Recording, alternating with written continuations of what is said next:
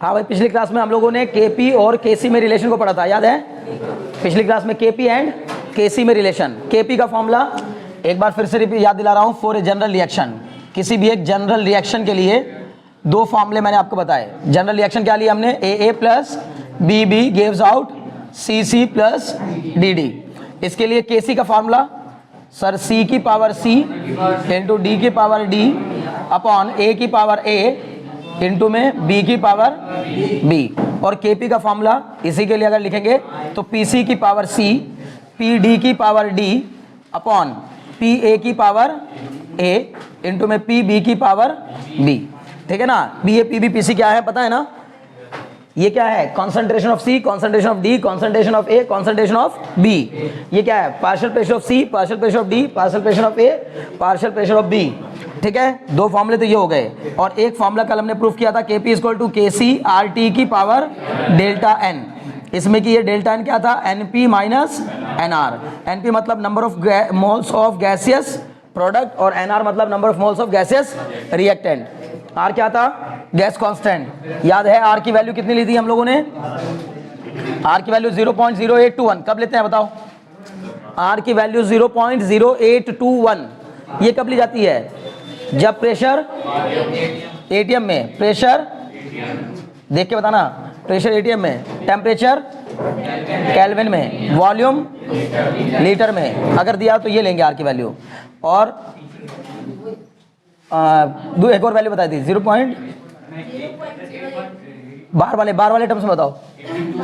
0.083 है ना? 0.083 जब हमने किसको, प्रेशर को किस में लिया था? बार में। वॉल्यूम को किस में लिया था? लीटर में। और टेम्परेचर को किस में लिया था? केल्विन में। बस इतना ध्यान रखना है। यानी अभी तक हमने जो पढ़ा है उस पे बेस, मतलब उसमें केवल इतनी जानकारी अगर आपके पास है, इसके अलावा बाकी थ्योरेटिकल जानकारी, ठीक है ना?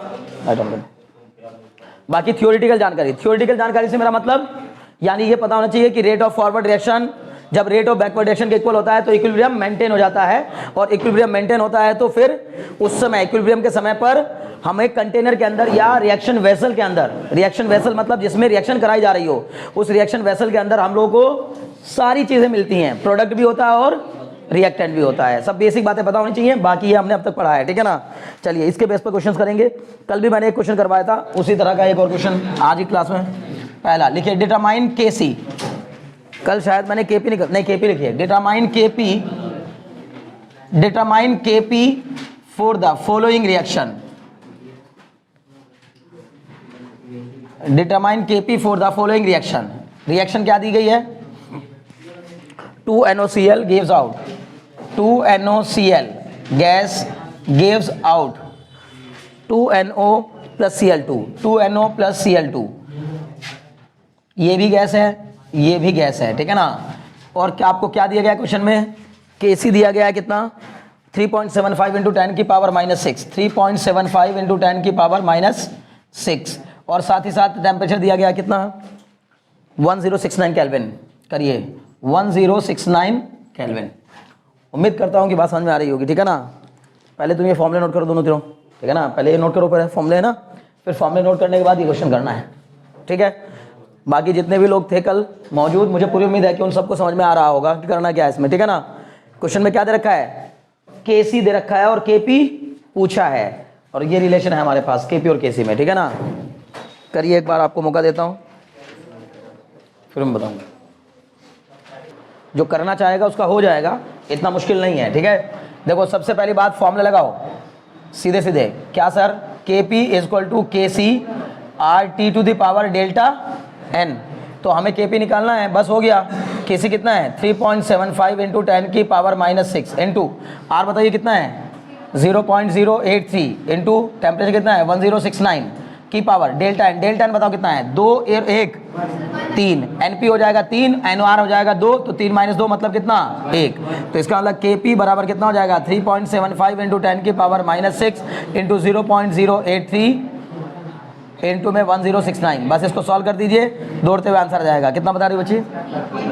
3.33 इंटू 10 की पावर -4। आया क्या किसी का? 3.33 इंटू 10 की पावर -4। सही है, बहुत बढ़िया, यही होगा। ठीक है ना? 3.33 इंटू 10 की पावर -4। यूनिट बताइए जल्दी से, यूनिट यूनिट बताएं। नहीं, मोल पर लीटर नहीं आएगी बच्चे, केपी निकाले हैं ना। केसी की होती है मोल पर लीटर में, केसी की होती है मोल पर लीटर में, केपी की थोड़ी ना होती है। तो केपी की किस में होगी? बार में होगी। अब बार की पावर क्या होनी चाहिए वो बतानी है बस आपको, बोलो। आएगा तो बार के टर्म्स में, ये तो सच है, लेकिन बार के टर्म्स में भी क्या होनी चाहिए पावर, ये आपको बताना है। 1 होना चाहिए ना। अरे यार दिमाग लगाओ ना यहाँ पर। जब केपी लिखोगे तो ऊपर क्या आएगा? यार ये लोग पता नहीं किस तरह के बच्चे हैं, आते ही जो है ना परेशान करना शुरू कर देते मुझे। यही तो लिखोगे, मतलब ये आएगा ये। अब ये अगर बार में है तो बार का स्क्वायर ये तो कैंसिल हो जाएगा, बचेगा क्या? केवल बार बचेगा, बार बस। तो 3.33 इंटू 10 की पावर -4 बार। आई समझ में बात? चलो नेक्स्ट लिखो। तो नहीं क्या करते रहते हैं यार। लिखिए एट 700 केल्विन। Next question.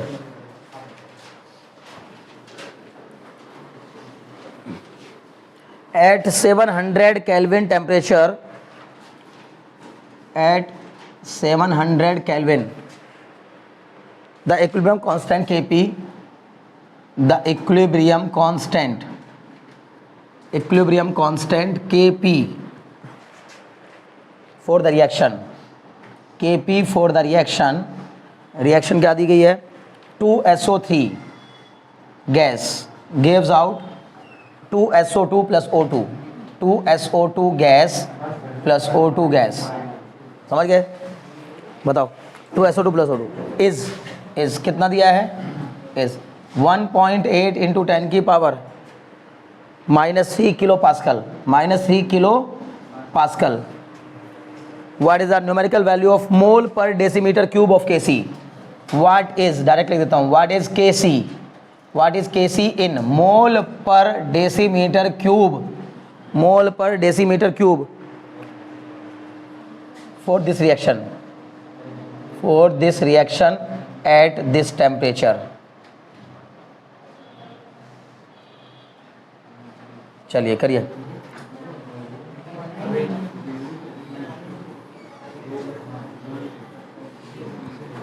जल्दी करें।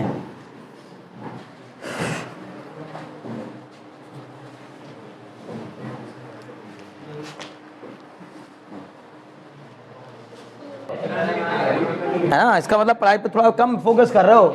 देखो ध्यान लगाओ, सबसे पहली बात आपको क्या दिया है क्वेश्चन में, बताओ। केसी दिया है, केपी दिया है? केपी दिया है। केपी कितना दिया है? 1.8 इंटू 10 की पावर -3 किलो पास्कल। तो पहले इसको बदल लो किसमें? पास्कल में। कितना हो जाएगा? 1.8 इंटू 10 की पावर -3 इंटू 10 की पावर 3, मतलब कितना? 1 किलो पास्कल में 1000 पास्कल। ध्यान दो बस, अब 1 किलो पास्कल में 1000 पास्कल। तो हमने इसको पहले पास्कल में बदल लिया। कितना आ गया आंसर? 1.8। This is KP. अब केपी समझो किसमें दिया है? एसआई यूनिट में दिया है। किस में दिया है? एसआई यूनिट में। तो फिर सब कुछ एसआई यूनिट में यूज करेंगे। क्लियर? बात समझ में आ रही है? बहुत अच्छे। तो मैंने यहां से पता लगाया कि सर अगर मैंने लिखा KP equal to KC R T की पावर डेल्टा एन, बताओ केपी की वैल्यू आपके पास है कितनी? 1.8। केसी की वैल्यू आपको निकालनी है। आर की वैल्यू कितनी लेंगे? 8.314। नहीं समझे? क्या लोगे वैल्यू? 8.314 इंटू टेम्परेचर बताओ कितना है? 700 केल्विन इंटू डेल्टा एन बताओ। 2 और 1 3 -2 मतलब कितना? 1। क्लियर? 2 और 1 3, 3 में से 2 गए, कितना बचा? 1। इसका मतलब डेल्टा एन की वैल्यू कितनी हो गई? 1। यहां से सॉल्व करके जरा केसी बताओ कितना आएगा? सर ये आएगा 1.8 अपॉन 8.314 इंटू 700। बोलो आएगा कि नहीं? ये जो आंसर आएगा ये बताओ मुझे किस में आएगा? पहले मुझे बताओ, ये अभी जो मेरा आंसर आया ये किस यूनिट में आया? मोल पर लीटर। यही सबसे बड़ी भूल है आपकी, ये मोल पर लीटर में नहीं आया है। ये आंसर मोल पर लीटर में नहीं आया। किस में आया? मोल पर मीटर क्यूब। क्यों आया मोल पर मीटर क्यूब में?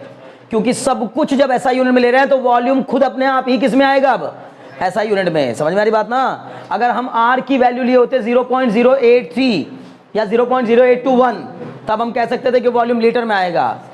समझ गए? और फिर उस केस में लेकिन हमें हमारी मजबूरी बन जाती कि हमें केपी भी किस में लेना पड़ता? फिर केपीएम पास्कल में ना लेते, फिर केपी भी या तो बार में लेते या तो एटीएम में लेते। समझ पा रहे हो कि नहीं? पक्का? ये कमियां क्यों कर रहे हो? ध्यान से काम करो, ध्यान से, है ना, ध्यान हटाओ नहीं बिल्कुल भी, 1% भी। क्लियर है? तो अभी बताओ यहाँ जो आंसर आया मेरा, ये आया बच्चे मोल पर मीटर क्यूब में। इसको सॉल्व करके क्या आ रहा है कुछ पता है? कितना? 0.000 कितनी बार जीरो है? 3 बार जीरो। 0.0003009 यह आया मेरा मोल पर मीटर क्यूब। बोलो इतनी बात समझ में आ रही कि नहीं? पक्का? अभी और समझो, अगर किसी को दिक्कत हो रही है कि सर ये कैसे आ गया इतना बार, उसने कैसे इतना डिवाइड किया, ये इतना डिवाइड नहीं करना होता। हमेशा ध्यान रखो, आपको ऊपर बहुत छोटा नंबर दिख रहा हो और नीचे बहुत बड़ा नंबर दिख रहा हो, तो बिना टेंशन के ऊपर वाले नंबर को उससे बड़ा बना लो। कैसे बनाया जा सकता है उससे बड़ा? सर इसमें जितना मन करे उतनी जीरो से मल्टीप्लाई करा दो, जिससे मल्टीप्लाई करो उसी से डिवाइड कर दो। अब जिससे डिवाइड कर रहे हो उसको बाहर एक साइड रखो ना, नहीं समझे? जैसे सपोज करो मैं इसमें 1 लाख से ऊपर मल्टीप्लाई कर दूं और 1 लाख से नीचे डिवाइड कर दूं, तो जब मैं इसमें 1 लाख से डिवाइड करूंगा तो ये 1.8 इंटू 1 लाख, मतलब 5 जीरो से जब मल्टीप्लाई होगा तो 18 के आगे 4 जीरो आ जाएंगे, 1,80,000 बन जाएगा। ये बन जाएगा, ऊपर बन गया 1,80,000, नीचे ये छोटा सा नंबर है उससे डिवाइड कर दो। अब लेकिन जो आपने ऊपर 1 लाख लिखा उसको नीचे क्या लिख दो? 10 की पावर 5 नीचे लिख दो। बाद में क्या कर देना, उसको डिवाइड करने के बाद वो जो 10 की पावर 5 नीचे है उसको ऊपर ले जाके 10 की पावर -5 लिख देना। क्या दिक्कत है? समझ में आ रही बात? इससे डरा मत करो कि ऊपर 1.8 है, बहुत छोटा सा नंबर है, सर नीचे बहुत बड़ा नंबर है, क्या हुआ उसमें, कौन सी बड़ी बात है? समझ रहे हो ना कैसे करना है? समझ में आ गया? ओके, तो ये कैसे आएगा? तब अगर मैं इसको वैसे करता तो मेरा आता आंसर क्या, जैसे मैं बता रहा हूं वैसे करता तो मेरा आंसर आता 3.09 इंटू 10 की पावर -4। क्या आता? नहीं समझे? 3.09 मैं यहां से शुरू करता ना, फिर मैं ऐसे हिसाब से इसको ले लेता, इतनी जीरो ऊपर बढ़ाता ताकि एक होल नंबर आ जाए बस। लेकिन अभी भी ये सही है। आ गया जी मोल पर मीटर क्यूब में। अब मुझे लाना किस में आंसर? बोलोगे? मोल पर डेसीमीटर क्यूब में। रही बात इसकी, ये भी तो समझना है ना कि सर हमारा जो आंसर आया है वो मोल पर मीटर क्यूब में आया है, लेकिन मुझे आंसर किस में लाना है? मोल पर डेसीमीटर क्यूब में। तो मैं जानता हूं sir 1 decimetre equal to 1 decimetre equal to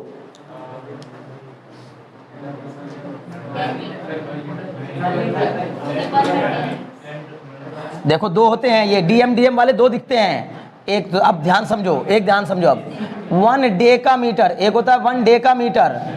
तो 1 डेकामीटर में 10 मीटर होते हैं, पता है कि नहीं आपको ये बात? 1 डेकामीटर मतलब कितने मीटर?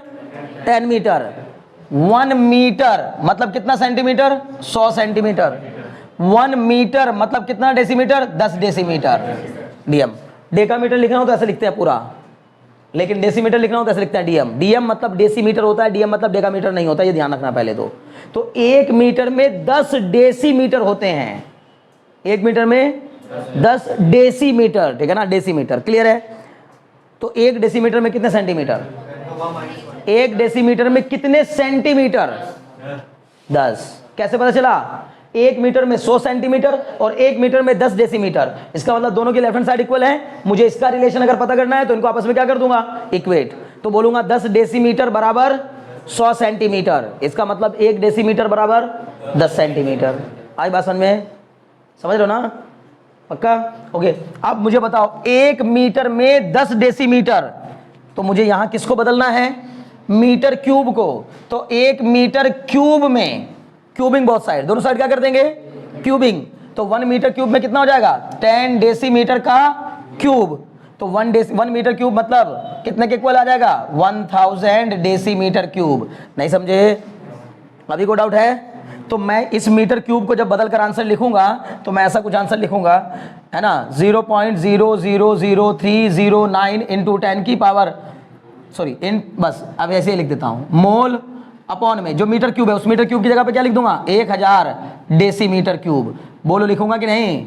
1000 decimetre cube. बोलो आपका आंसर मोल पर डेसीमीटर क्यूब में आ गया? हाँ सर आ गया। यूनिट तो मुझे जो चाहिए थी वो आ गई। अब ये जो 1000 इसको ऊपर ले जाके लिख दो। कैसे लिखेंगे सर? 1 2 3। साइंटिफिक नोटेशन कहता है कि 1 के बाद डेसिमल होना चाहिए, 1 नॉन जीरो नंबर के बाद डेसिमल होना चाहिए। तो पहले तो 4 यहाँ से खिसकाओ और ये 3 ऊपर और जाएंगे तो आंसर आ जाएगा 3.09 इंटू 10 की पावर -7 मोल पर डेसीमीटर क्यूब। बोलो बात समझ में आएगी नहीं? नहीं समझे? मोल पर डेसीमीटर क्यूब पकड़ पा रहे हो? यही सेम आंसर किस में भी होता? मोल पर लीटर में भी यही आंसर होता है, मोल पर लीटर। कारण मैंने कल बताया था 1 डेसीमीटर क्यूब 1 लीटर के इक्वल होता है। 1 डेसीमीटर नहीं होता 1 लीटर के इक्वल, 1 डेसीमीटर नहीं होता 1 लीटर के इक्वल, 1 डेसीमीटर का क्यूब होता है 1 लीटर के इक्वल। नहीं समझे? बोलो कैसे? 1 लीटर में कितना कितना होता है, बोलो ना भाई। 1000 सेंटीमीटर क्यूब होता है कि नहीं? 1 लीटर में कितना? 1000 सेंटीमीटर। ये तो सबको पता होगा, मेंसुरेशन में खूब पढ़ा होगा। ये तो मेंसुरेशन 10th क्लास की, उसमें खूब आते हैं सब क्वेश्चंस कि 1 लीटर में कितना सेंटीमीटर क्यूब। तो 1 लीटर में 1000 सेंटीमीटर क्यूब। ठीक है, अब एक और बात बताओ, 1 डेसीमीटर में कितने सेंटीमीटर? अभी तुमने मुझे बताया था कि सर 10 सेंटीमीटर। 1 डेसीमीटर में कितने सेंटीमीटर? 10 सेंटीमीटर। तो 1 डेसीमीटर क्यूब में कितने सेंटीमीटर क्यूब? 1000 centimetre cube. कैसे आए? क्यूबिंग बोथ साइड, दोनों साइड के क्या करके क्यूबिंग। 1000 सेंटीमीटर क्यूब बराबर भी 1 लीटर और 1000 सेंटीमीटर क्यूब बराबर 1 डेसीमीटर क्यूब। इसके बेस पर कह पा रहा हूं कि 1 लीटर बराबर 1 डेसीमीटर क्यूब। नहीं समझे? पक्का? बहुत अच्छे। 1 litre is equal to 1 decimetre cube, but 1 decimetre is not equal to 1 litre. बार बार रिपीट कर रहा हूं, ये कई बार कंफ्यूजन होता है कि सर उधर तो आप क्यूब ले रहे हैं, उधर पावर 1 ले रहे हैं लीटर की। वो लीटर का डेसीमीटर क्यूब के साथ रिलेशन है। समझ में आएगी बात ना? कोई डाउट तो नहीं? बहुत अच्छे, नोट करो। अभी मुझे उम्मीद है कि ये केसी की वैल्यू समझ में आ गई होगी। ठीक है ना? जल्दी नोट करिए, फिर आगे बढ़ेंगे। ठीक है ना? अगला कुछ टॉपिक पढ़ेंगे। ठीक है, नेक्स्ट डालो, टाइप्स ऑफ केमिकल इक्विलिब्रियम। बस केपी और केसी पर रिलेटेड जितने क्वेश्चंस हो सकते थे ठीक ठाक से मैंने करा दिए। इससे ज्यादा टफ इसमें कोई क्वेश्चन नहीं आएगा। मतलब ज्यादातर तो मुझे चांस लग रहा है कैसा क्वेश्चन आएगा, सीधे सीधे कि जैसे मान लो आपको ये रिएक्शन दे रखी है और आपको वो सीधे कुछ नहीं करेगा, सीधे SO2 की मोलर कॉन्सेंट्रेशन दे देगा, SO3 की दे देगा, O2 की दे देगा और बोलेगा केसी निकालो। बहुत ज्यादा मन करेगा तो कह देगा पहले केसी निकालो फिर केपी निकालो। तो क्या हम इस रिएक्शन का, अगर मैं आपको इन तीनों की क्या दे दूं, मोलर कॉन्सेंट्रेशन, तो क्या आप इनका केसी और केपी दोनों निकाल सकते हैं? Yes sir. आपको सिर्फ 2 चीज देनी है, molar concentration of the reactant and product at equilibrium, समझ गए? और सर आपको क्या बताना होगा? टेम्परेचर। बस 2 चीज बतानी है, मैं आपको केपी और केसी दोनों बता दूंगा। ये होना चाहिए मन में भी, है ना? समझ में आ रही बात ना? बहुत अच्छे। ठीक, तो क्या लिखा है heading? Types of chemical equilibrium. लिखिए, there are 2 types of chemical equilibrium. There are 2 types of chemical equilibrium. 2 ही टाइप के केमिकल इक्विलिब्रियम होते हैं। एक होता है homogeneous chemical equilibrium, homogeneous chemical equilibrium. There are 2 types of chemical equilibrium. एक होता है होमोजीनियस, ठीक है, equilibrium, homogeneous equilibrium. What do you mean by homogeneous? हाँ, वेरी गुड, है ना? ये लड़का बस क्लास नहीं करता, कम करता है, कभी कभी जो है ना गच के मार देता है। नहीं तो ये आजकल पढ़ बहुत रहा है ना? ये पढ़, जो बात सच है वो है। मतलब ये कई सारी बातों के जवाब ऐसे देते आए हैं और बिना पढ़े दे रहा है। कमाल की बात यह है कि पढ़ता पढ़ता नहीं है ये। हाँ, ठीक है। अभी तो हंसी आ रही है। पढ़ता तो फिर और अच्छा जवाब दे पाता, ठीक है ना? और ज़्यादा जवाब दे पाता, ठीक है। चलो, तो होमोजीनियस इक्विलिब्रियम मतलब क्या? होमोजीनियस मतलब, अब इक्विलिब्रियम को पहले छोड़ दो, 2 वर्ड मिलके बना है यार, ऐसा होना चाहिए। मैंने कहा ना, मेरे स्टूडेंट को अब तक सिर्फ पहले में बच्चों पहले 3 महीने होते हैं बस मुश्किल। 11th क्लास में जब स्टूडेंट पहुंचता है ना 10th से 11th में, तो पहले 3 महीने मैं मानता हूं कि पहले 3 महीने तो वाकई में आपको नहीं रूटीन, आपको नहीं समझ में आता कि पढ़ाई कैसे करनी है। लेकिन पहले 3 महीने के अंदर अंदर आपको इतना अंदाजा होना चाहिए कि अब बहुत सारी चीज़ें जो मेरा पढ़ाने का तरीका है उसके बेस पर आपको ये आ जाना चाहिए कि अब पढ़ना कैसे है, ठीक है। अब जैसे मान लो मैंने ये अभी आपको बताया, 2 टाइप के इक्विलिब्रियम होंगे, होमोजीनियस इक्विलिब्रियम और हेटेरोजीनियस इक्विलिब्रियम। तो होमोजीनियस और हेटेरोजीनियस इससे पहले भी आ चुका है और मैंने कई बार आपको बताया कि भाई इस वर्ड का, आप वर्ड को समझो, ये मत सोचो कि केमिकल इक्विलिब्रियम में ये टॉपिक है, टॉपिक समझ कर ना पढ़ो। जैसे वही वाली बात की मैंने बोला कि क्लास जो है उसको रूटीन समझकर मत करो, समझ ना? हम इस क्लास को अगर रूटीन, अपने रूटीन का हिस्सा मानकर कर रहे हैं ना, तो रूटीन के हिस्से में जो चीज़ें आती हैं वो बिना मन के, बिना दिमाग के भी हो जाती हैं। जो हमारी रूटीन लाइफ का हिस्सा होता है वो हमारे बिना दिमाग लगाए भी हो जाता है, समझ लो ना। रात में भी उठकर आप बाथरूम तक चले जाते हो, नींद में भी, ठीक है, बात समझ में ना, नींद में भी, कारण वो आपके रूटीन में आ चुका है, तो दिमाग तो नहीं लगाना पड़ा ना वहां, कुछ भी बिना दिमाग लगाए आप, समझना। रात में भी उठ के किचन तक या फ्रिज तक चले जाते हो, फ्रिज से पानी निकाल के पीना है, तो रात में भी उठ के अंधेरे में भी, और नींद में, मतलब आधी नींद भी नहीं खुलने देते अपनी पूरी, और तब भी उठ के आप फ्रिज तक पहुंच गए, वहां जाके पानी पिया, आके फिर लेट गए। क्लियर? ये कैसे क्यों हो जाता है? क्योंकि आपकी रूटीन का हिस्सा है, इसमें आपने दिमाग नहीं लगाया, इसलिए चीज़ों को बहुत ज़्यादा रूटीन, आप कोई भी काम जब स्पेशल करते हो ना, तो तब उसको रूटीन मानकर मत करो। इसलिए हर दिन हर एक क्लास को स्पेशल क्लास मानकर किया करो कि आज का एक अलग दिन है, समझ ना, आज एक अलग दिन है, आज एक अलग क्लास है, इसकी अपनी स्पेशलिटी है। जनरलाइज मत करो इसको, स्पेसिफिक रखो, ठीक है ना, कि आज की क्लास में कुछ स्पेशल होने वाला है। हर दिन ऐसे सोच के पढ़ोगे ना, और हर दिन ये सोच के आओगे क्लास में, तो मज़ा आएगा पढ़ने में, बहुत इंटरेस्ट आएगा, मन लगेगा। और सबसे ज़्यादा जरूरी तो इंटरेस्ट आना ही तो है पढ़ाई में। समझ में आना बहुत आसान है, उससे ज़्यादा मुश्किल है इंटरेस्ट का आना पढ़ाई में। जब आपका इंटरेस्ट बन जाएगा ना एक बार पढ़ाई में, तो आपको समझाना मेरे लिए बहुत आसान हो जाएगा, मेरे लिए क्या, किसी भी इंसान के लिए समझाना आसान हो जाएगा। लेकिन जब आपका इंटरेस्ट ही नहीं है किसी चीज़ में, तो आपको वो बस आपके सामने उस कहानी को कहने का मतलब है सिर्फ गाथा गाते रहना और कुछ नहीं, ठीक है। दो वर्ड से मिलकर बना है, दोनों वर्ड आप जानते हैं, तो बिना टेंशन के आप चाहो तो इसकी डेफिनेशन लिख सकते हो, ठीक है ना। होमोजीनियस मतलब ऐसा, कोई भी ऐसी चीज जिसमें, होमोजीनियस का मतलब जिसमें कि थ्रू आउट द सिस्टम एक ही जैसा रहे, थ्रू आउट द सिस्टम एक जैसा, थ्रू आउट द सिस्टम एक जैसा, बार बार कह रहा हूं, ठीक है, क्लियर है। थ्रू आउट द सिस्टम एक जैसा, जैसे ऊपर से एक ग्लास में रखा हुआ पानी ऊपर से लेके नीचे तक एक जैसा, तो समझ लीजिए होमोजीनियस। लेकिन सर ऊपर ऊपर दिख रहा है पानी, नीचे नीचे दिख रहा है चौक पाउडर, तो दिस इज नॉट होमोजीनियस।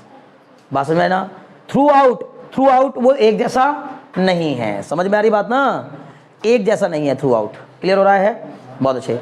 या मैंने कह दिया भाई इस पेन का आगे का हिस्सा ब्लैक, पीछे का हिस्सा व्हाइट, मतलब ये क्या है, होमोजीनियस नहीं है। अभी कलर के मामले में होमोजीनियस नहीं है, मटेरियल के मामले में हो सकता है 1% होमोजीनियस हो, लेकिन कलर उसका बदल दिया तो आपने चीजें बदल गई। कुछ बात समझ में आ रही ना? तो होमोजीनियस मतलब एक जैसा। अब थ्रू आउट द सिस्टम का मतलब क्या हुआ, अब यहां इसका हम इसको इसमें जोड़ो, अब इसको इसमें जोड़ो, तो क्या होना चाहिए सर, ऐसा इक्विलिब्रियम, पहली बात तो इक्विलिब्रियम होना जरूरी है, ऐसा इक्विलिब्रियम जिसमें कि रिएक्टेंट और प्रोडक्ट का हर एक कंपोनेंट सेम फेज में लाई कर रहा हो, ठीक है ना, एक जैसा हो। एक जैसा मतलब अगर ये लिक्विड है तो फिर सब लिक्विड हो, ये गैस है तो फिर सब गैस हो, ये सॉलिड है तो फिर सब सॉलिड हो। समझ में आ रही बात ना? तो ऐसे इक्विलिब्रियम को क्या कहा जाएगा, होमोजीनियस इक्विलिब्रियम। बोलो बात समझ में आ रही कि नहीं? बहुत अच्छे, लिखो, the equilibrium reaction in which all the reactant, the equilibrium reaction in which all the reactant and the products are in same phase. The equilibrium reaction in which all the reactants and the equilibrium reaction in which all the reactants and the products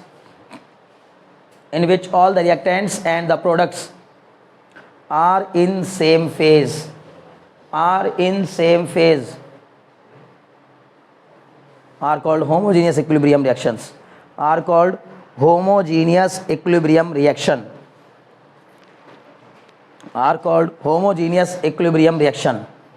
ठीक है।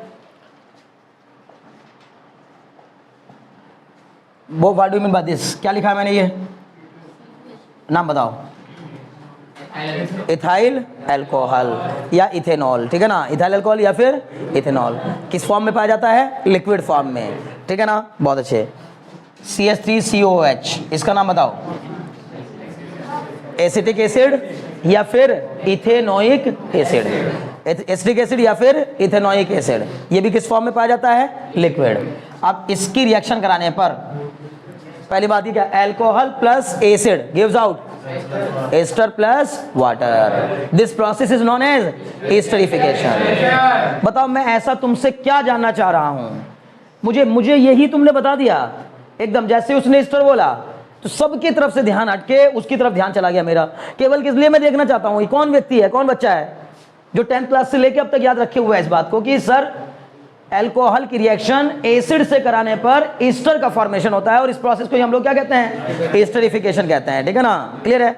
इसको पूरी कर लो एक बार जरा, एक minute जाओ। ठीक है, तो अभी क्या बनेगा, ईस्टर प्लस वाटर। ठीक है ना, और ये प्रोसेस ही, अच्छा कोई बताएगा ईस्टर का फॉर्मूला जो बनेगा, उस ईस्टर का फॉर्मूला क्या होगा, CH3COO, और फिर ये क्या हो जाएगा, CH3COO C2H5, CH3COO C2H5, इसका H और इसका OH मिलकर H2O बाहर हो जाएगा। ठीक है ना, तो ये क्या बन जाएगा, C2H5। नहीं समझे, इसका H एसिड का H प्लस और अल्कोहल का OH माइनस मिलकर बाहर हो जाएंगे, H प्लस और OH माइनस मिलकर क्या हो जाता है, H2O। तो ये प्रोसेस एस्टरिफिकेशन कहलाता है। और अगर हम ईस्टर को वापस पानी मिला दें ईस्टर में, आपने ईस्टर बना लिया, जब आप ये जो पानी आप है, जो पानी वाटर बना है, इसको अलग कर लोगे तो ईस्टर मिल जाएगा। लेकिन अगर आपने थोड़ी देर के लिए ईस्टर में पानी मिला छोड़ दिया तो वो वापस फिर से इसी में कन्वर्ट हो जाएगा। समझ गए ना, तो इसका रिवर्स एस्टरिफिकेशन हो जाएगा। क्लियर है? तो रिवर्स प्रोसेस हो जाएगा, इसका मतलब रिवर्सिबल रिएक्शन है। लेकिन ये सब किस फॉर्म में पाए जाते हैं, लिक्विड। तो इसका मतलब ये भी एक होमोजीनियस इक्विलिब्रियम है। मैं बार बार कह रहा हूं, होमोजीनियस होने के लिए सबका गैसेस होना जरूरी नहीं है। फिर जरूरी क्या है, सब के सब सेम फेज में होने चाहिए। अगर एक लिक्विड है तो सब लिक्विड होने चाहिए, एक गैस है तो फिर सबके सब गैस होने चाहिए। जैसे फॉर एग्जांपल N2 + 3H2, ये क्या है, गैस, और नाइट्रोजन भी क्या है, गैस, गिव्स आउट 2NH3, ये भी क्या है, गैस। क्लियर है? H2 gas plus I2 gas gives out 2HI, ये भी क्या है, गैस। क्लियर है? तो ये सब किसके एग्जांपल हो गए, होमोजीनियस इक्विलिब्रियम के एग्जांपल हो गए। ठीक है ना, 2SO2, हाँ ये सब उसी के हैं। 2SO2, आप देखो ना बच्चों, खुद ही देखो ना, मुझे क्या पूछ रहे हो, सबके आप मुझे बताओ ना, मैंने इसमें कौन सा बदल दिया, क्या बनेगा, 2SO3 गैस। बहुत अच्छे, ठीक है ना, चलिए करिए।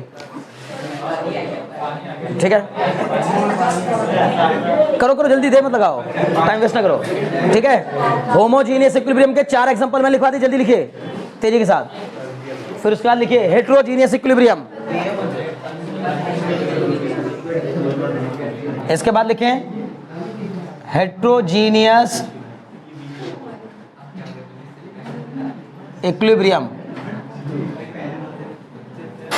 हेट्रोजीनियस इक्विलिब्रियम, हेट्रोजीनियस इक्विलिब्रियम, ये तो लिख लिया होगा, एस्टरिफिकेशन।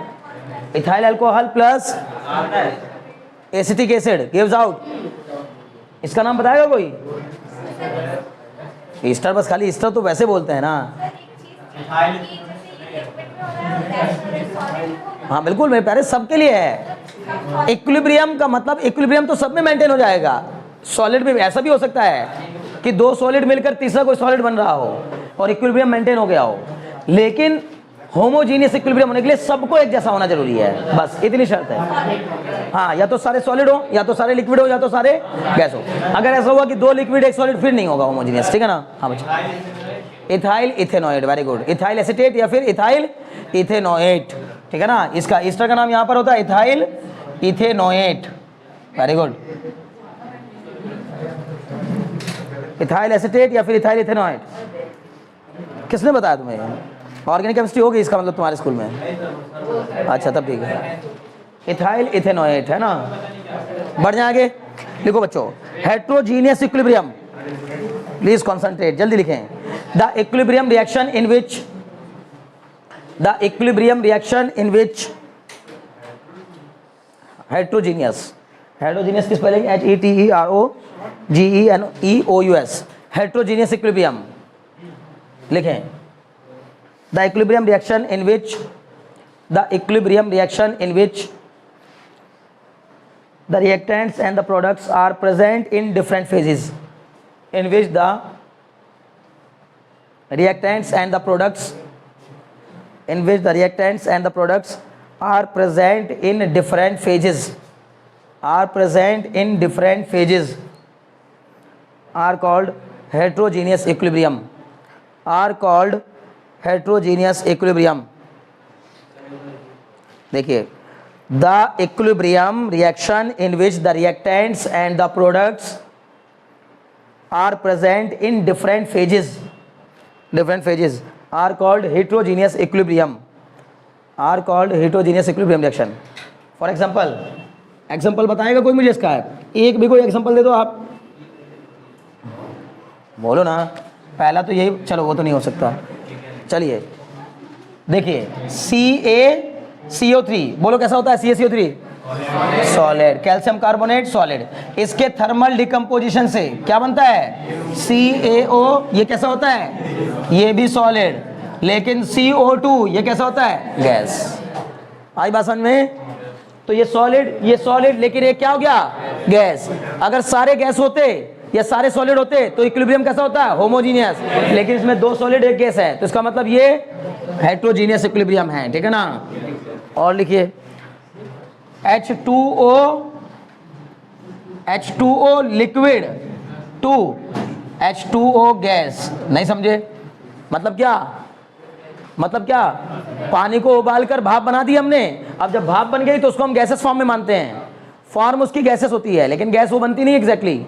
लेकिन गैसेस फॉर्म मानी जाती है वो, कि अब वो लिक्विड फेज में नहीं रह गई है. कौन से फेज में आ चुकी है? गैसेस फेज में आ चुकी है. तो H2O लिक्विड से H2O गैस, तो इधर लिक्विड उधर गैस. इसका मतलब ये भी कैसा होगा? हेट्रोजीनियस. क्लियर है? बहुत अच्छे. एक और लिख लो. ठीक है ना?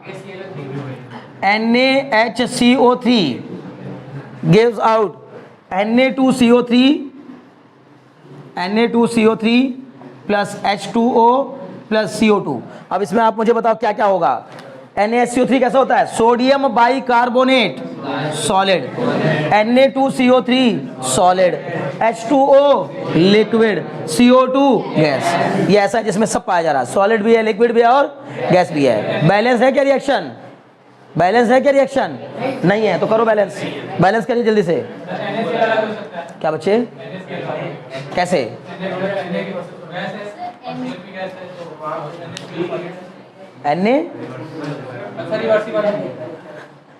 ठीक है, उसीलिए मैं सबसे पहले यहां लिखने जा रहा था. क्या फिर तो इससे आसान वाली दे. C+O2 gives out CO2. C solid है, O2 गैस है. लेकिन भाई वो रिवर्सिबल तो नहीं है ना. ये जो भी कुछ जब इस चैप्टर में जो भी चलेगा वो किसके लिए होगा? Reversible action. क्या बच्चे? कौन सी? हाँ वो ऑक्साइड. सुनो भाई, मैग्नीशियम की बर्निंग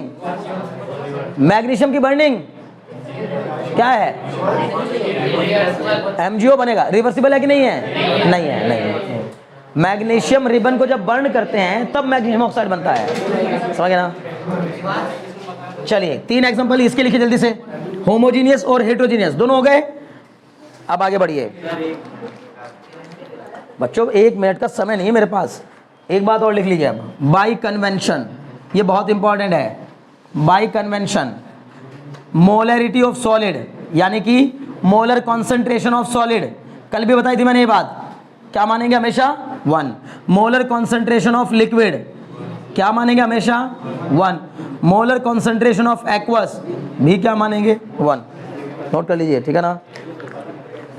अगर कहीं भी मान लो किसी एक रिएक्शन में लिक्विड सॉलिड गैस सब आ रहे हैं या जो भी आ रहा है कुल मिला जुलाकर, तो उसमें जब हम Kc लिखेंगे ना उसका, तो केवल क्या लिखेंगे?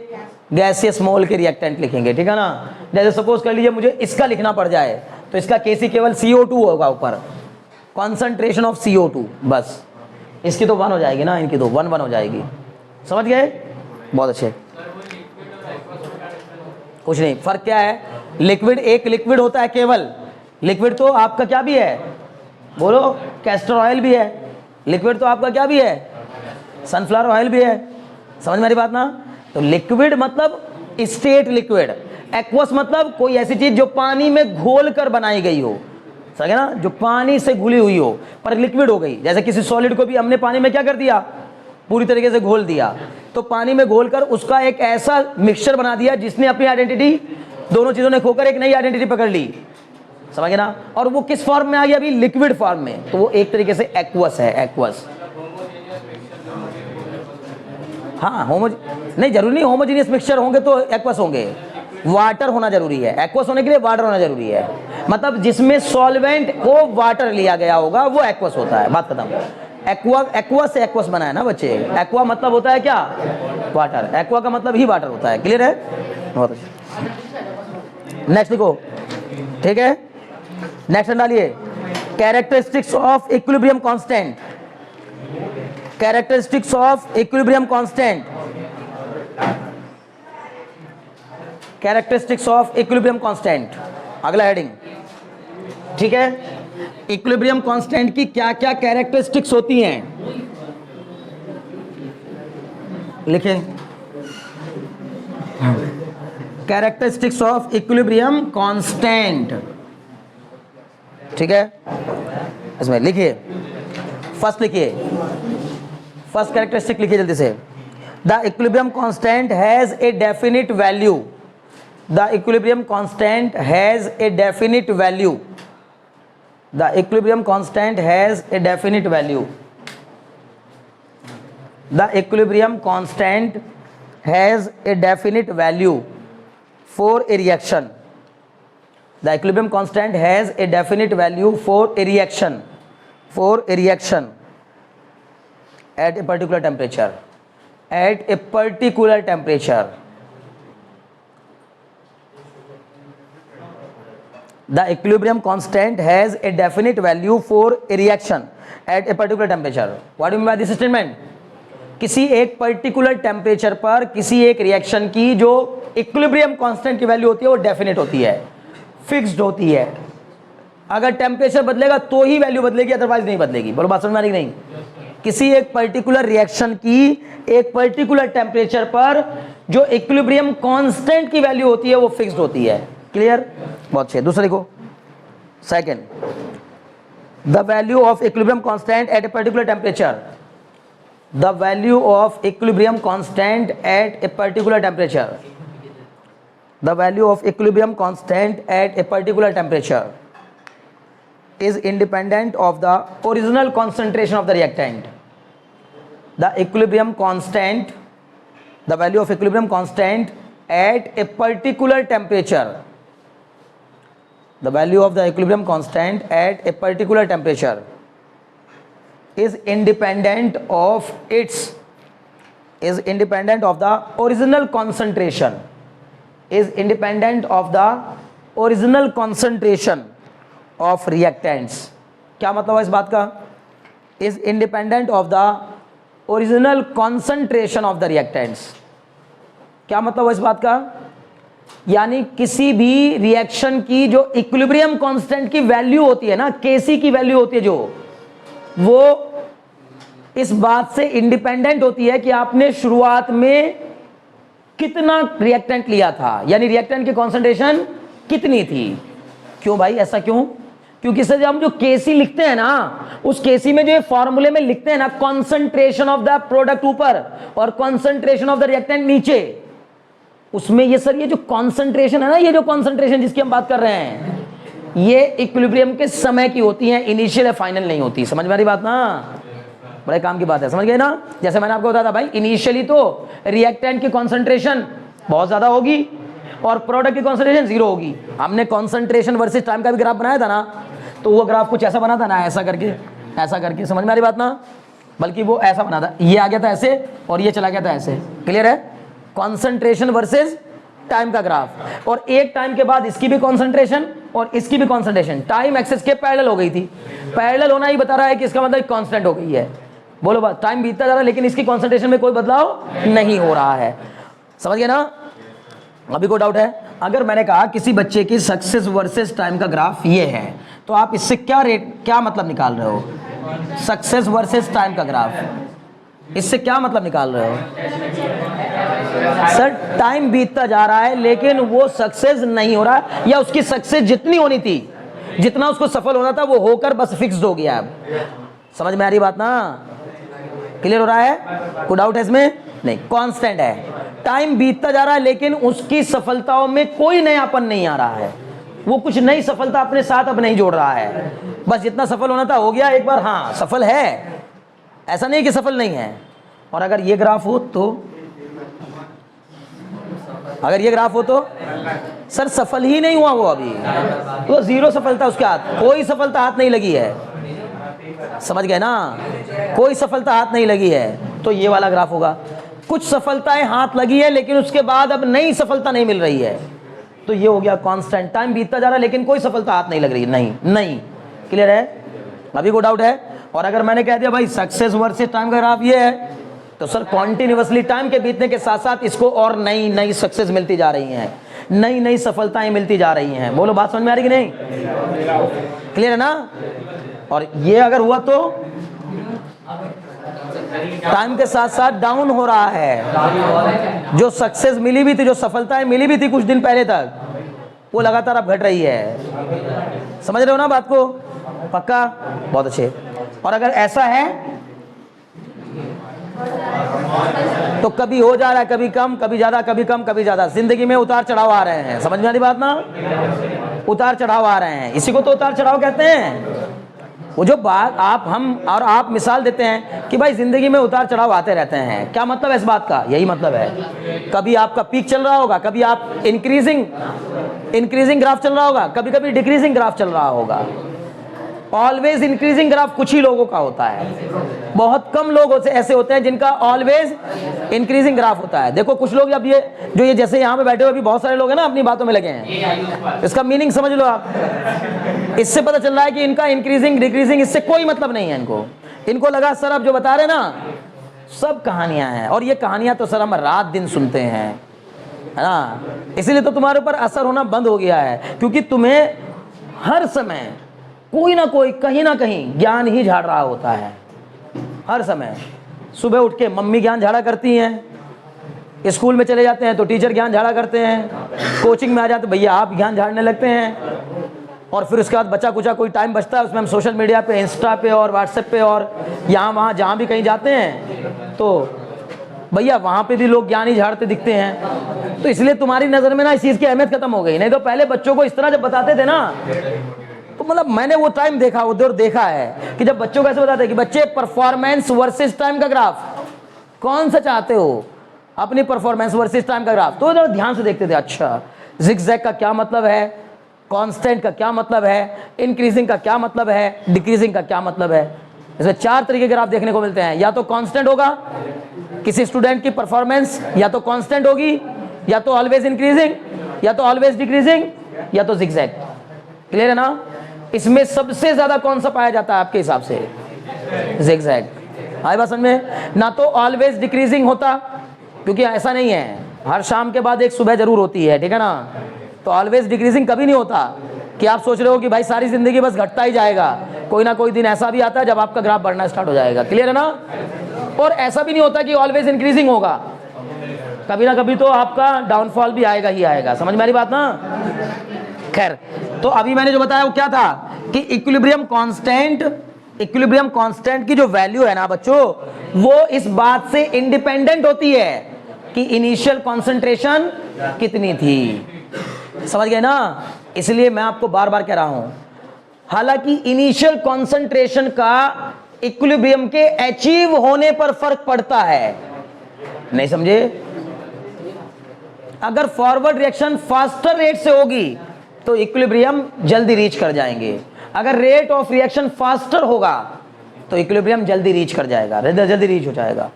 क्लियर आ रही है बात? इसलिए मैं बार बार आपसे कह रहा हूं कि मुझे इस बात से कोई लेना देना नहीं है कि आपका इनिशियल कंसंट्रेशन कितनी थी। आप जब 11th क्लास की एंट्री किए थे ना 11th क्लास में, और इनिशियली आप कितना मेहनत कर रहे थे, मुझे कोई फर्क नहीं पड़ता उस बात से। अब जो ये टाइम चल रहा है ना, स्टैग्नेंट पीरियड, जहां पहुंचकर ऑलमोस्ट इक्विलिब्रियम आ चुका है, ऑलमोस्ट इक्विलिब्रियम। सर आप जितना इधर से पुश करते हैं हम उतना ही उधर को खिसक जाते हैं। नहीं समझे मैं क्या बताना चाह रहा हूं? हम पुश को लेते ही नहीं, आप पुश करते हैं हम खिसक जाते हैं, तो दबाव पड़ता ही नहीं है। बोलो बात समझ में आ रही कि नहीं? दबाव तो तब पड़ेगा ना जब मैं फोर्स लगा रहा हूं आगे से, पुश आगे से आपको खिसकने का मौका ना मिले। लेकिन हम लोगों ने अब क्या कर लिया है, इक्विलिब्रियम मेंटेन कर लिया। आप जितनी कोशिश करते हैं हमें पढ़ाने की, हम उतना ही क्या करते हैं, रिवर्स में कोशिश नहीं करते हैं पढ़ने की। मेरी बात को समझ ना? जितनी आप पढ़ने के लिए हमें परेशान कर रहे हैं, जितना हम पढ़ने के लिए आप हमें कह रहे हैं, उतना ही हम बैक मारते हैं। तो कैसी कंडीशन? फॉरवर्ड रिएक्शन का रेट बैकवर्ड रिएक्शन के रेट के इक्वल है, इक्विलिब्रियम मेंटेन हो रखा है। इस समय की कंसंट्रेशन पे डिपेंड करेगा कि इक्विलिब्रियम कांस्टेंट आपका कितना होगा। समझ में आ रही बात ना? तो इसलिए बेहतर है कि आप जो इक्विलिब्रियम कांस्टेंट है ना उसको बढ़ाओ, मतलब इक्विलिब्रियम को जहां इक्विलिब्रियम मिला था ना वो पॉइंट ऊपर होना चाहिए था। क्लियर है? खैर चलो अभी क्लियर हो गया। तीसरा पॉइंट लिखो, for a reversible reaction, for a reversible reaction the equilibrium constant for the forward reaction,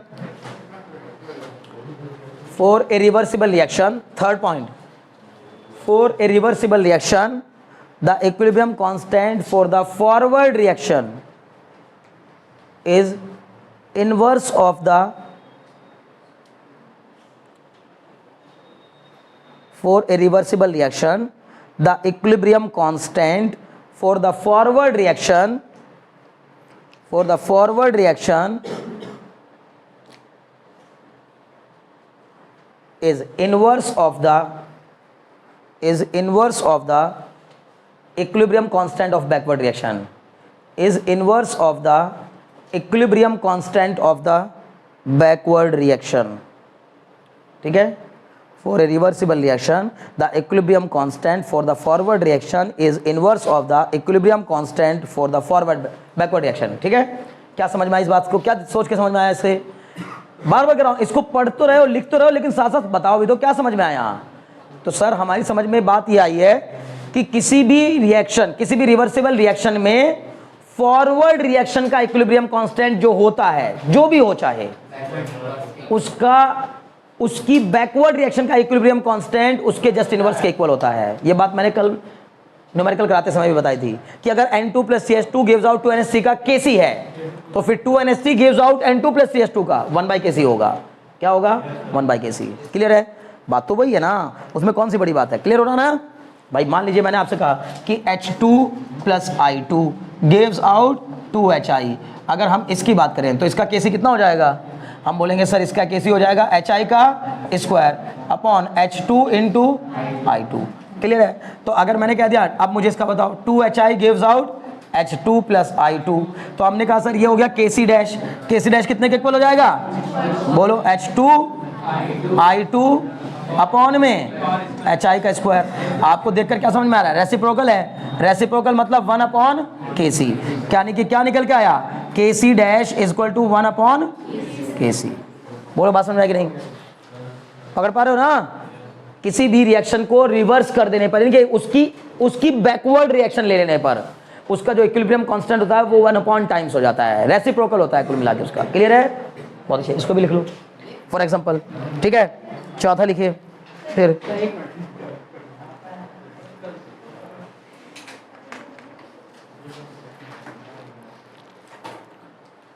जल्दी करो बच्चों, जल्दी, थोड़ा तेज हाथ चलाओ।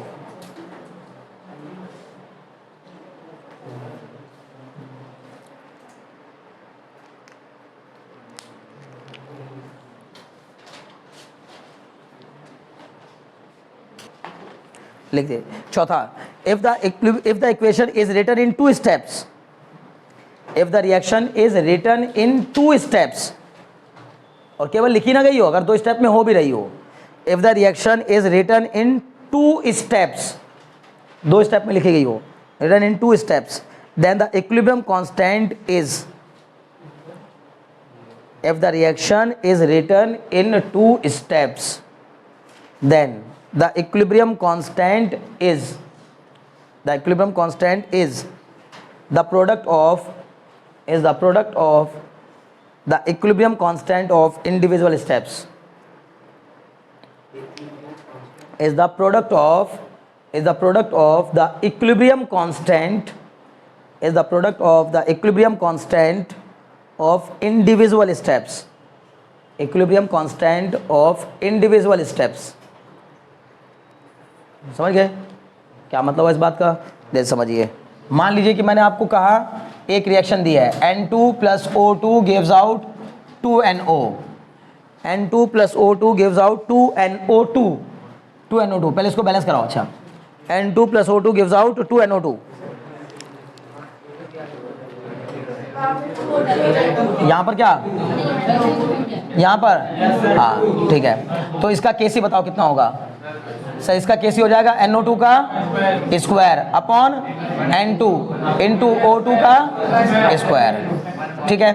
ओके जी, ये हो गया। अगर मैंने इसी रिएक्शन को 2 स्टेप में कराई, मतलब N2 + O2 gives out 2NO, 2NO, और फिर ये जो 2NO बना उसकी रिएक्शन फिर से कराई किसके साथ, 2NO plus O2 gives out 2NO2। जरा देख लो दोनों बैलेंस हैं, दोनों बैलेंस्ड हैं। मान लिया कि इसका इक्विलिब्रियम कांस्टेंट कितना है K डैश और इसका कितना है K डबल डैश। क्लियर, समझ पा रहे हो मैं क्या कहना चाह रहा हूं? तो बोलो K डैश का फॉर्मूला बताओ। K डैश तो ये आएगा सर NO का square upon N2 into O2। K double dash की वैल्यू बताओ सर, ये आएगा NO2 का स्क्वायर अपॉन NO का स्क्वायर इंटू O2 आएगा। अब जरा मुझे K dash into K double dash बताओ, इन दोनों को मल्टीप्लाई कराओ तो K dash into K double dash कितना हो जाएगा सर, NO का स्क्वायर अपॉन N2 इंटू में कितना O2 इंटू, बोलो ना बच्चों, NO2 का होल स्क्वायर अपॉन NO का स्क्वायर इंटू में O2। इस NO के स्क्वायर से NO का स्क्वायर कैंसिल, और कुछ कैंसिल हो रहा है क्या? नहीं सर, बचा क्या NO2 का स्क्वायर अपॉन N2 और इंटू में क्या बचा O2 का स्क्वायर। बोलो बचा क्या? और जरा देख के बताओ यही क्या केसी के इक्वल है? क्या यही केसी के इक्वल है? इसका मतलब इंडिविजुअल वाले के जो इक्विलिब्रियम कांस्टेंट थे, इसका इक्विलिब्रियम कांस्टेंट कितना था K डैश, इसका कितना लिया था मैंने K डबल डैश। उन दोनों का मल्टीप्लाई करने पर कितने के इक्वल आ रहा है? केसी के इक्वल। मतलब अगर एक ही रिएक्शन को दो स्टेप्स में लिखा गया हो तो उन दोनों स्टेप्स के अलग अलग इक्विलिब्रियम कांस्टेंट का प्रोडक्ट, उन दोनों अलग अलग स्टेप्स के इक्विलिब्रियम कांस्टेंट का प्रोडक्ट उस पूरी एक ही प्रोसेस में की गई रिएक्शन के इक्विलिब्रियम कांस्टेंट के इक्वल होता है। समझ में आ रही बात ना? बहुत अच्छे। यानी कि यहां से प्रूफ हो गया कि Kc equal to K dash into K double dash. नहीं समझे? अरे फिर पूछ रहा हूं भाई, बता दिया करो अगर आपको कोई दिक्कत कर रही है। अभी यहाँ क्या कहा मैंने, वापस फिर रिपीट कर रहा हूं, एक नहीं, दो नहीं, 3, 10, 20 भी होंगे तो भी यही होगा। मतलब अगर कोई रिएक्शन केवल एक स्टेप में कराई जाए, एक ही स्टेप में करा के उसका इक्विलिब्रियम कांस्टेंट निकाला जाए, तो उस पर्टिकुलर टेम्परेचर पर उस रिएक्शन के इक्विलिब्रियम कांस्टेंट की जो वैल्यू आएगी, अगर आपने अब उसी रिएक्शन को उतने ही टेम्परेचर पर मल्टीपल स्टेप में कराया, समझ गए ना, मल्टीपल स्टेप में, तो अलग अलग स्टेप के जो इक्विलिब्रियम कांस्टेंट आएंगे उनका प्रोडक्ट उस अकेले स्टेप वाले इक्विलिब्रियम कांस्टेंट के इक्वल होगा। समझ गए? बहुत अच्छे, नोट करो। एग्जांपल के तौर पे इसको लिखिए जैसे, ठीक है?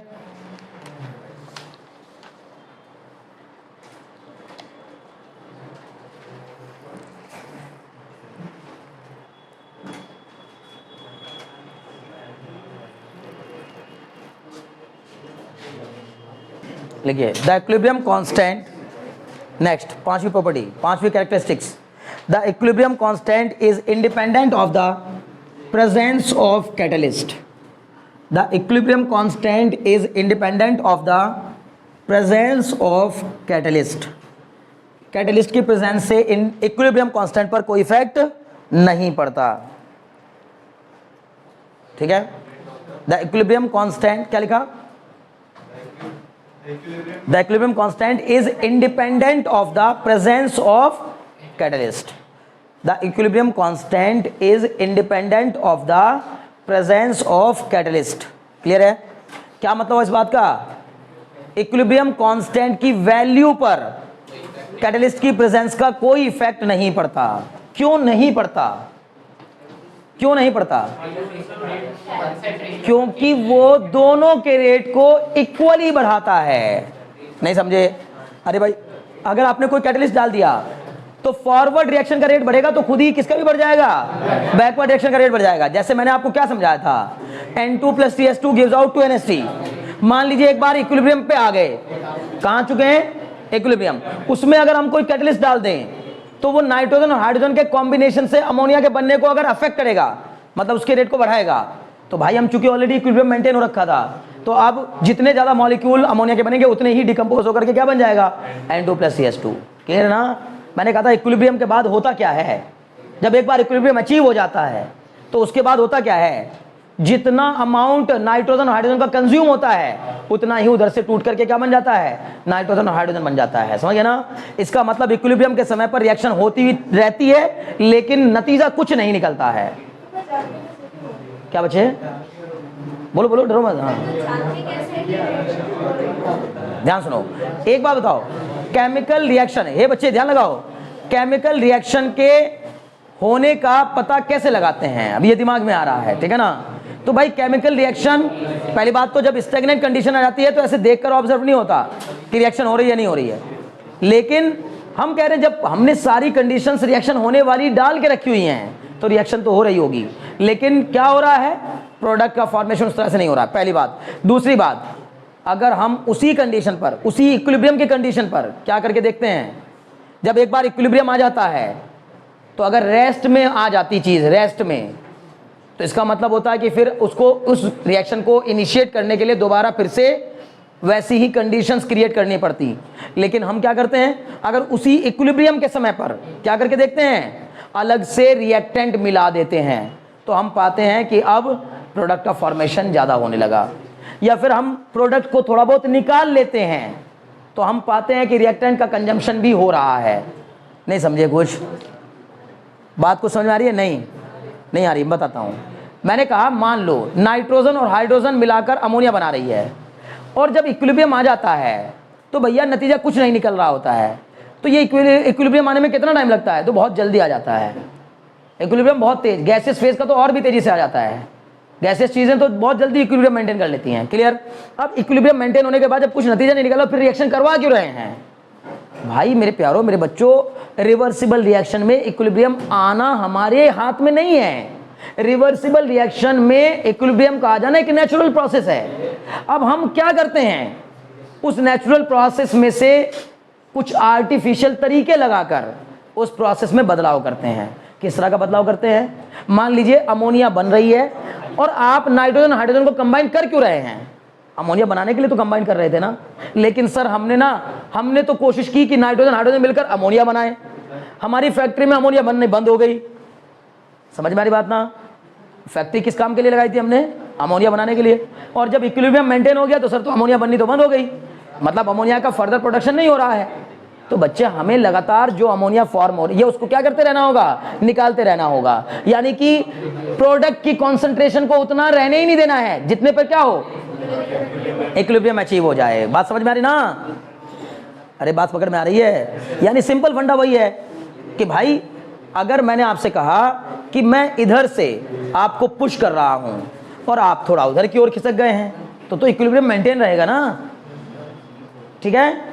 इधर से मैं पुश कर रहा हूं, इधर से 2-3 थप्पड़ लगा कि लाल करके बिल्कुल गाल आपके मैंने भेजे, ये वाला मैंने लाल कर दिया, ये वाला जाके पिताजी ने लाल कर दिया, तब समझो कि इक्विलिब्रियम मेंटेन नहीं हो रहा है। क्योंकि अब क्या हो रहा है, जो प्रोडक्ट फॉर्म हो रहा था उसको, जो दबाव इधर से डाला गया था, तो उसके साथ साथ उसको काउंटर एक्ट करने के लिए आप आगे नहीं खिसक गए, बल्कि क्या हो गया, उधर से भी दबाव पड़ रहा है। समझ में आ रही बात ना? तो नतीजा कुछ निकलेगा। जब दोनों तरफ से थप्पड़ लगेंगे ना तो नतीजा निकलेगा। अगर एक तरफ से लगा तो हो सकता है कि आप क्या हो जाएंगे, खिसक जाएंगे।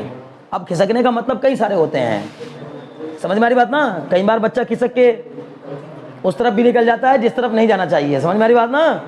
क्लियर है? दबाव पड़ता है तो फिर क्या होता है, दबाव पड़ने पर आदमी रास्ता ढूंढता है कि किधर आसानी होगी, ठीक है ना? Clear?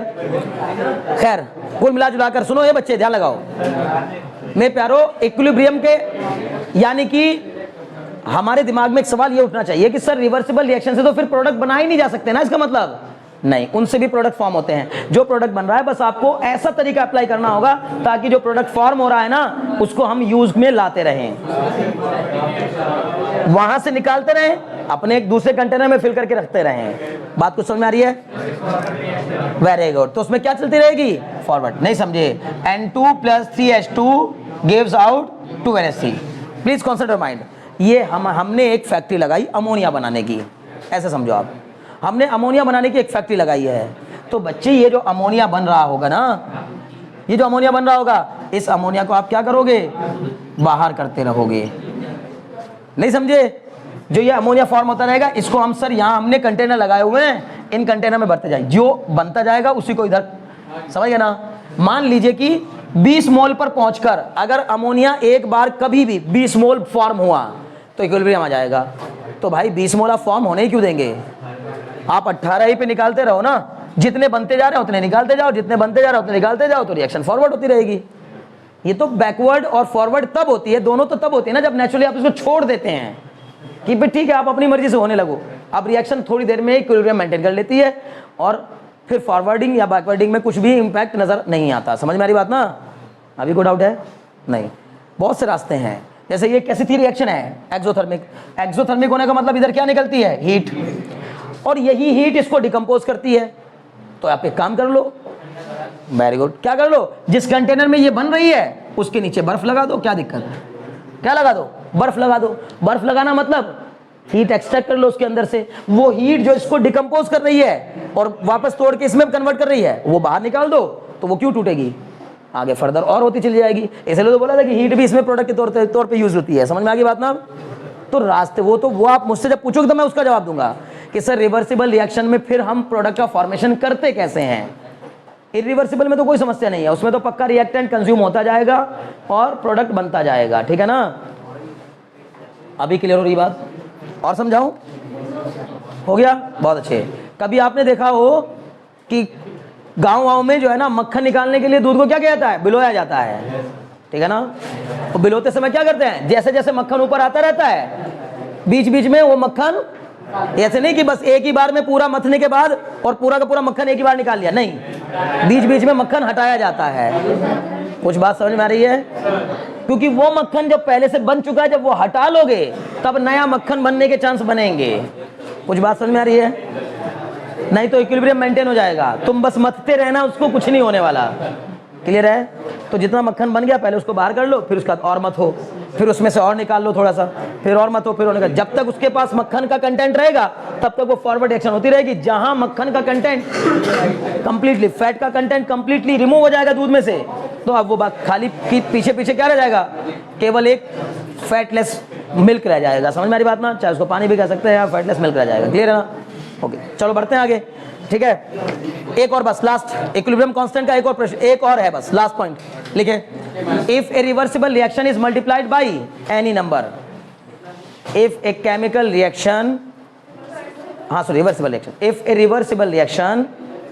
Reversible reaction is multiplied by any number, अगर कोई भी रिवर्सिबल रिएक्शन को हम किसी नंबर से मल्टीप्लाई कर देते हैं, is multiplied by any number, then the equilibrium constant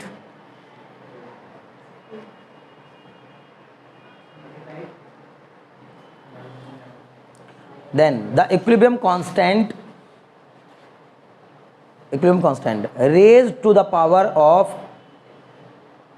that number, raised to the power with that number, then the equilibrium constant raised to the power, अभी समझाता हूं, मतलब पहले लिख लो statement, raise to the power with that number, equilibrium constant raise to the power with that number. Clear? जैसे अभी यहां समझिए, यहां समझ में आएगा कहना क्या चाहता है ये, इस बात से उसको समझो। इसने कहा मान लीजिए कि हमने कोई रिएक्शन ली, N2 + 3H2 gives out 2NH3, इसका केसी बताओ पहले जल्दी से। तो सर इसका कैसे हो जाएगा, NH3 का स्क्वायर अपॉन N2 × H2 का होल क्यूब हो जाएगा। सर अगर मैंने कहा, अगर ये है, ध्यान सुनिएगा, तो फिर सेकंड में मैंने क्या लिख दिया, 1/2 N2 + 3/2 H2 gives out NH3। नहीं समझे? बताओ इसका केसी कितना हो जाएगा, बोलो ना भाई, इसका केसी कितना हो जाएगा? सर ये हो जाएगा NH3 की पावर 1 अपॉन N2 की पावर 1/2 H2 की पावर। क्लियर? अगर मैं आपसे कह दूं कि ये क्या बन गया, क्या मैं इसको ऐसे लिख सकता हूं, NH3 का whole square upon N2 × H2 की पावर 3 पूरे की पावर 1/2। जरा देखो, चेक करके देखो, 2 से 2 कट गया, इसमें ये इसकी पावर 1/2 हो गया, H2 की पावर 3/2 हो गया। वही चीज नीचे लिखी है बस मैंने दूसरी फॉर्म में, लेकिन ये नीचे वाला टर्म क्या बन गया, ये नीचे वाला टर्म ये क्या बन गया, ये बन गया KC बन गया। तो इसका जो KC डैश है, इस रिएक्शन का जो KC डैश है, वो बताओ कितने के इक्वल आ गया, सर KC की पावर 1/2। नहीं समझे? KC की पावर 1/2, KC डैश कितने के इक्वल हो गया, KC की पावर 1/2। मैंने यही कहा, आप जिस नंबर से मल्टीप्लाई करेंगे वो नंबर उस इक्विलिब्रियम कांस्टेंट की पावर में चला जाएगा। कहां चला जाएगा? पावर में। जैसे मान लो मैंने इस रिएक्शन को 3 से मल्टीप्लाई कर दिया, तो जो मेरा अब, जैसे मान आपको उसने कहा इस रिएक्शन का KC 4 है, ध्यान सुनिएगा, उसने बोला इस रिएक्शन का Kc4 है 4. What is the Kc4? 3n2 plus 9h2 it gives out 6NH3. Means क्या किया मैंने, पूरी रिएक्शन को 3 से मल्टीप्लाई कर दिया. तो आपको कुछ करने की जरूरत नहीं, सीधे लिखेंगे Kc डैश कितने के इक्वल होगा. अगर पहले वो 4 था तो अब 4 का क्यूब होगा. क्या होगा? 4 का क्यूब. समझ में आई बात? पक्का? बहुत अच्छे. 4 का क्यूब कितना? 64 हो जाएगा. समझ गए ना? नहीं समझे? नहीं समझो इधर, ध्यान समझो. तनी क्या कर रही हो? N2 plus 3H2 gives out 2NH3. ठीक है, हो गया. इसका Kc कितना है? NH3 का whole square upon N2 into H2 का होल क्यूब. मान लो ये कितने के इक्वल है? x के इक्वल. ठीक. अब मैंने इस पूरी रिएक्शन को 3 से मल्टीप्लाई कर दिया. कितने से? 3 से. तो 3N2 plus 9H2 gives out 6NH3. अब इसका जब मैं Kc डैश लिखूंगा तो वो कितना आएगा? NH3 की पावर 6 अपॉन N2 की पावर 3 इंटू H2 की पावर 9. सर मैं चाहूं तो इसको ऐसा भी लिख सकता हूं, NH3 के whole square upon N2 into H2 की होल पावर 3 की पूरी की पावर. सोच के देखो ना कितनी आ रही है. अरे इस पूरे की पावर कितना कर दूं ताकि ये बन जाए? इसकी पावर कितनी कर दूं? ये आ जाए 3. इसकी पावर 3, इसकी पावर 3 हो गया. और ये क्या था? ये क्या था? Kc था, यानी x था. तो Kc डैश कितने के इक्वल आ जाएगा? Kc डैश बराबर x क्यूब. नहीं समझे? क्लियर? अब पूरी रिएक्शन मैंने कितनी प्रॉपर्टी बताई टोटल मिला के? 6 कैरेक्टरिस्टिक्स बताई हैं. उन 6 की 6 कैरेक्टरिस्टिक्स को जब आप कल वापस से रिवाइज करके आओगे तब आपको अगली क्लास में क्वेश्चन समझ में आएंगे. आज सिर्फ मैंने समझा छोड़ दिया, आप न्यूमेरिकल करेंगे कल इस पे आगे हम लोग. समझ में आ रही बात ना? क्या क्या याद रखेंगे? पहली बात, किसी भी एक रिवर्सिबल रिएक्शन का इक्विलिब्रियम कांस्टेंट एक पर्टिकुलर टेंपरेचर पर फिक्स होता है. क्लियर? दूसरा क्या था? किसी भी केमिकल रिएक्शन का इक्विलिब्रियम कांस्टेंट उसकी रिएक्टेंट की इनिशियल कंसंट्रेशन से इंडिपेंडेंट होता है. मतलब इनिशियल कितना लिया था उससे कोई फर्क नहीं पड़ता, इक्विलिब्रियम के समय पर कितना उससे मतलब है. क्लियर? तीसरा, हाँ वेरी गुड, किसी भी रिएक्शन का इक्विलिब्रियम कांस्टेंट उसका रेसिप्रोकल हो जाता है अगर हम रिएक्शन को इनवर्स कर देते हैं, रिवर्स कर देते हैं. रिएक्शन को उल्टा कर देने पर उसका इक्विलिब्रियम कांस्टेंट पहली वाली रिएक्शन का 1/2 टाइम्स हो जाता है, यानी रेसिप्रोकल हो जाता है. 3 हो गई. चौथी क्या थी? कैटलिस्ट के डालने से कोई इंपैक्ट नहीं पड़ता. कोई पूछ ले क्यों नहीं पड़ता? क्योंकि वो दोनों के रेट को बढ़ाता है. वो फॉरवर्ड रिएक्शन के रेट को भी बढ़ाता है और बैकवर्ड रिएक्शन के रेट को भी बढ़ाता है. क्लियर है? बहुत अच्छे. चौथा, हाँ, अगर कोई रिएक्शन एक स्टेप में कराई जाए तो या मल्टीपल स्टेप में कराई जाए तो अगर एक स्टेप में कराने पर जितनी Kc की वैल्यू आती है, मल्टीपल स्टेप में कराने पर अलग अलग इक्विलिब्रियम कांस्टेंट के प्रोडक्ट की वैल्यू भी उतनी ही आएगी. बोलो बात समझ में आएगी नहीं? और लास्ट वाला क्या है कि अगर किसी रिएक्शन को हमने किसी भी नंबर से मल्टीप्लाई किया, होल नंबर से या फ्रैक्शन से, कैसे भी, जिससे भी मल्टीप्लाई करेंगे वो उसकी पावर में चला जाता है. क्लियर? अगर मैंने किसी रिएक्शन को, ध्यान सुनो, अगर मैंने किसी रिएक्शन को 2/5 से मल्टीप्लाई किया तो उसका Kc पर क्या इंपैक्ट पड़ेगा? तो हम बोलेंगे सर Kc डैश Kc की पावर 2/5 के इक्वल हो जाएगा. जितने से मल्टीप्लाई करोगे उतना टाइम्स हो जाएगा. बात खत्म. नहीं समझे? अगर मैं किसी रिएक्शन को 3 से डिवाइड करूं, अगर किसी रिएक्शन को 3 से डिवाइड कर दूं तो Kc पर क्या इंपैक्ट पड़ेगा? सर Kc डैश Kc की पावर 1/3 हो जाएगा. 3 से डिवाइड करना मीन्स 1/3 से मल्टीप्लाई करना ही होता है. बोलो बात समझ में आने की नहीं? तो इसका मतलब 1/3 से मल्टीप्लाई कराओ तो पावर कितनी आ जाएगी? 1/3. उम्मीद है बात समझ में आ रही होगी. पक्का? बहुत अच्छे. मुझे लगता है आज के लिए इतना काफी है केमिस्ट्री में. नेक्स्ट क्लास में मिलेंगे तो हम लोग न्यूमेरिकल कर रहे होंगे. ठीक है ना? चलिए.